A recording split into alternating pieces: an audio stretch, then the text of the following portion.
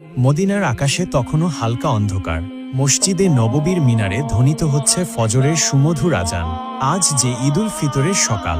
হযরত আনাস রাদিয়াল্লাহু তাআলা আনহু মনে মনে বললেন, চলুন দেখে আসি আমাদের রাসূল সাল্লাল্লাহু আলাইহি ওয়াসাল্লাম আজ কি করছেন।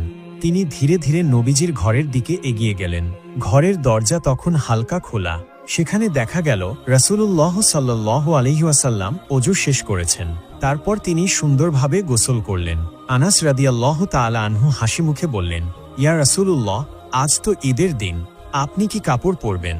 রাসূলুল্লাহ সাল্লাল্লাহু আলাইহি ওয়াসাল্লাম হালকা হাসলেন, বললেন, আনাস, আমরা সবচেয়ে ভালো জামা পরব আজ।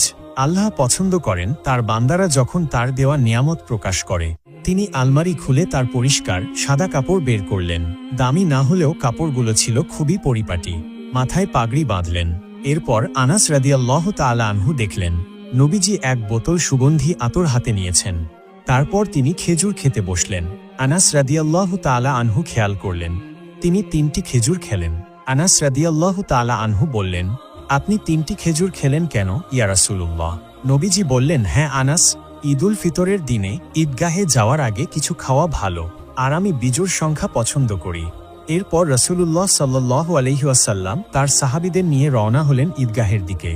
অন্যদিকে ঈদের সেই ভোর হঠাৎ কিছু ছেলে মেয়ে খেলতে খেলতে চলে আসে হযরত হাসান রাদিয়াল্লাহু তাআলা আনহু আর হুসাইন রাদিয়াল্লাহু তাআলা আনহু এর বাড়ির সামনে।